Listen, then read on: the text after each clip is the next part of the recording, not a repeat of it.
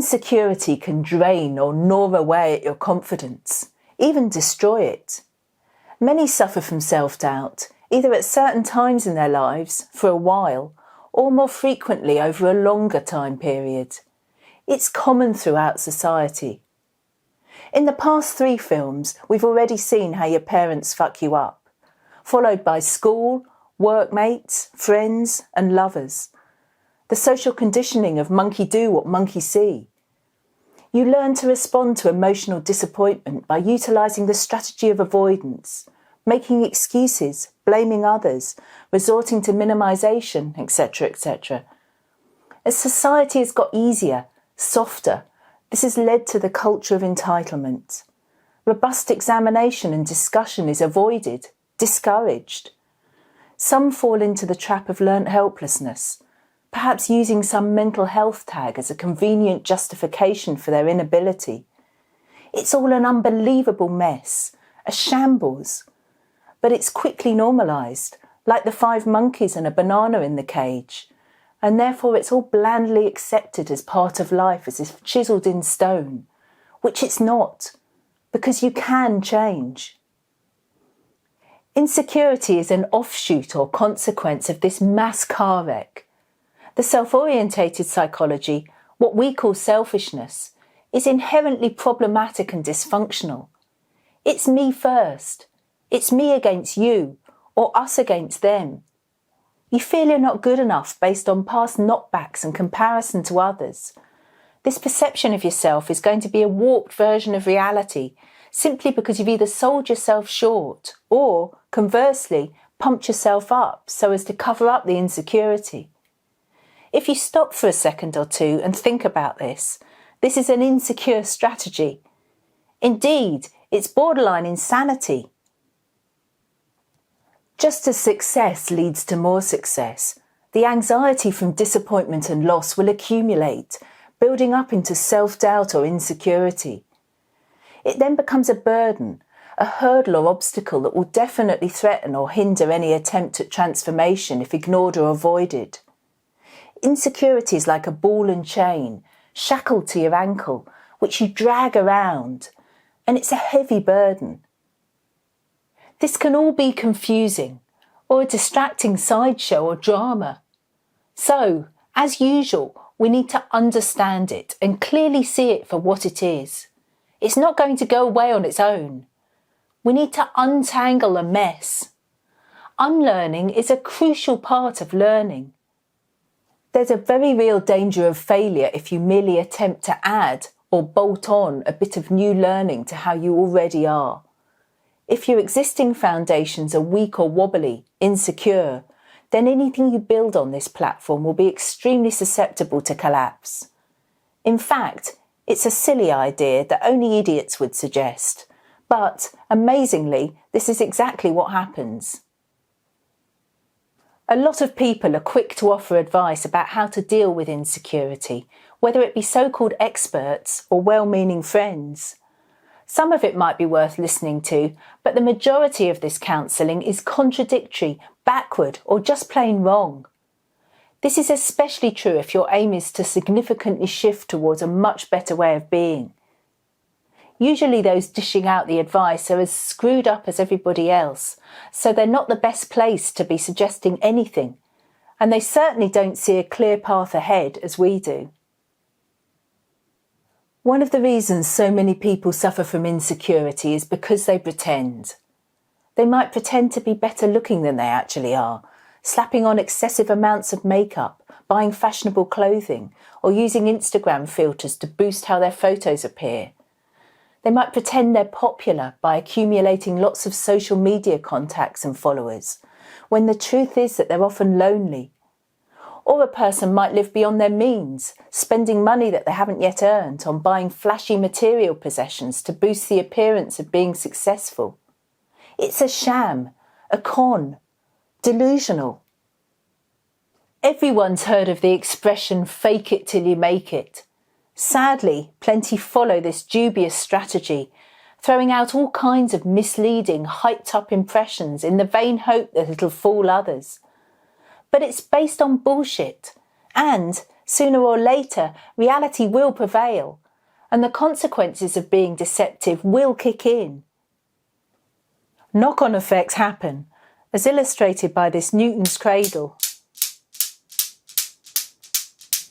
Consequences vary, like so, but they happen.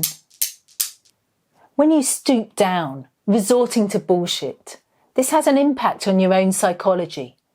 You've cheapened yourself. You've sold yourself short. You don't get away with it. There's a price to pay. The consequences might hit you in the face next week, or in a few months, or perhaps not until a year or two down the line. But they will happen at some point. False faces get in the way of being genuine. They're false, make-believe. There's no substitute for authenticity, which can only grow from facing reality and learning how to be capable. If you try dodging this simple truth, the self-doubt will persist. The internet, smartphones, Wi-Fi, etc. are great technological inventions. But when used by individuals who have an immature psychology, you're asking for trouble. Yes, the possibilities for communication have been enhanced. We can connect faster, further, and share more than ever before. But this kind of social interaction via technology happens at a distance. There's more scope for talking crap, drivelling on unchecked. You're in a bubble, living within a virtual world, somewhat separate from actual reality. It's easier to pretend, to claim whatever you want. Perhaps you've met someone on a dating app, hoping this is Mr. Right. You've chatted a bit, exchanging texts or whatever. But when you eventually meet up in person, face to face, you're shocked. He's not tall and fit, as you were led to believe. Instead, he's short and fat. And he's suddenly aged a lot from that photo on his profile. Or perhaps it wasn't even a photo of him at all. Mr. Right is just another Mr. Wrong. And you've had another disappointment and wasted encounter. When we live life at a distance, we're one step removed from facing any immediate social responsibility. People behave in certain ways when on holiday in a foreign country with strangers, different to how they would act at home within a small community. Social media likewise reduces the perception of immediate consequences or judgment. You can fool yourself into a sense of false intimacy or create an unfounded illusion of self-importance and grandeur. Overuse of a smartphone can have the effect of lowering emotional intelligence. In a semi-fake world, with a big dose of virtual reality at your fingertips, you can brush off the disappointments, minimising the emotional pain. But in doing so, you remain somewhat detached and stunted. When you behave like a turd, you don't really see the hurt in the other person's eyes. And this is also damaging to you. There are so many aspects and levels to insecurity. Over the years, it becomes a tangled mess that can seem utterly confusing. When you're faking it, pretending to be someone you're not, putting on and hiding behind those false faces, you're being superficial. More than that, you're wasting potentially valuable opportunities to grow. You're not being real. You're avoiding. You become a twisted, lesser, immature version of a human being. Clever, perhaps, but not rational or wise. Active, yes, but not building on solid foundations. Popular, maybe, but not worthy of deep and lasting love. If you ever had any values to help define you, they've likely been whittled away to nothing, sacrificed at the altar of bullshit. Even if you're vaguely consistent, is there enough about you to add up to trustworthiness? At some point in your life, perhaps after a particularly hard knockback, you start questioning what's what.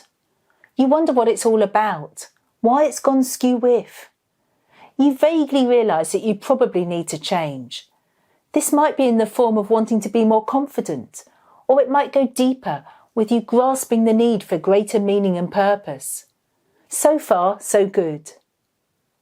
A lot of people reach this point only after they've dug themselves into a deep hole. Most are clueless about psychological avoidance and social conditioning. As you've been living a so-called free and easy, casual life, the tendency is to want a quick fix solution that requires minimal effort. Your thinking skills probably aren't great, even with something as basic as concentration.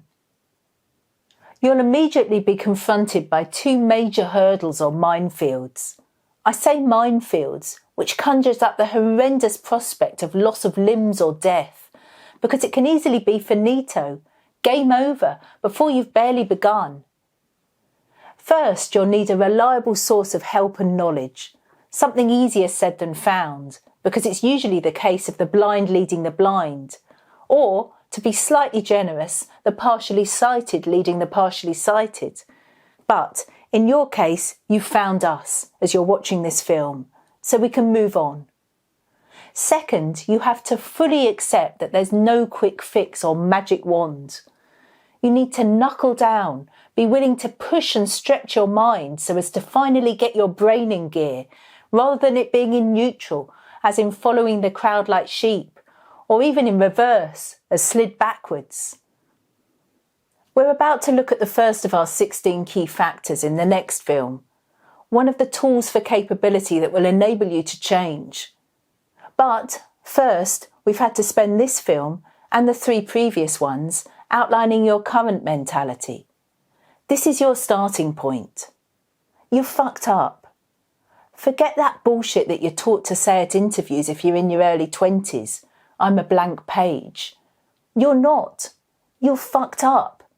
And if that offends your insecure, snowflakey, precious self, tough. I'm sorry, but it is what it is. And facing the reality of your starting point is absolutely essential for real change. To repeat, putting it a different way, don't fool yourself into believing there's an easy path or fix. There isn't. And we are the best source of no-nonsense education about how to change that you'll find anywhere on our planet. We're pioneers, sadly way ahead of what others understand. We have the complete picture, blueprint for fundamental change, or roadmap to a higher consciousness or much healthier psychology. Therefore, the best thing you can do is roll up your sleeves and start working hard at getting to grips with understanding everything we're saying. You'll need to rewatch this and our other films, as there's a lot to absorb and process. In order to move on, you have to see the social games and false faces for what they are, a shallow excuse for ignorance. Keep observing and recognising selfishness in yourself and others, as we advised in an earlier film. Remember the practical logic behind this squirting of WD-40 to loosen the rust before we get going with the nuts and bolts. You must appreciate the necessity for growing up and adopting a mature strategy. This is long overdue. Meanwhile, your insecurity won't magically disappear. In fact, it'll keep lurking around for some time to come. Perhaps even seemingly worse as you get psychologically healthier in yourself and so better able to face the harsh reality of the mess. I don't want to get ahead of ourselves here, but I'm going to briefly introduce a practical concept that we'll be exploring in detail in a much later film. There are 3 zones. There's the safe zone, the fear zone, and the learning zone.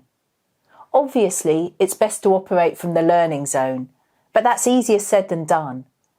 Most people, most of the time, are trapped in either the safe zone, where they feel safe, comfortable, secure, and it's not threatening, or else they're in the fear zone, paralysed or held back by the insecurity of self-doubt. Again, I'm going to go way ahead here, but the best and quickest form of learning is error-focused learning. This means going outside of the safe zone, beyond what feels comfortable, but not so far as to get paralysed by fear. It's a balancing act, and the degree of how you can apply this is flexible, so you can do it one step at a time. Now, if you're already wobbly as hell, with very little self-confidence, how can you start to do this and so move forwards? The answer lies in the power of understanding. When you clearly see what's what, the fear or powerlessness will be reduced. You then take a deep breath and start doing what we're suggesting. As of now, your understanding is still building, so keep watching these films in numerical order and re-watch whenever you're unsure of anything. There's a way forwards and you can do it. Being serious and rational is part of it. Avoidance doesn't work. You need to understand the specifics of your insecurity by asking yourself searching questions. How do I display my insecurity? Is it through some kind of introverted behaviour by becoming socially withdrawn, perhaps developing shyness, or merely by playing it safe? Or do you employ an extroverted tactic to displace a self-doubt, such as arrogance, aggression, or even bullying? What is it that you're scared of? Build a list of expectations about how you'd like to be. For example, do you want to feel comfortable in your own skin, no longer wanting to retreat into your shell? Do you want to be confident, not feeling out of your depth?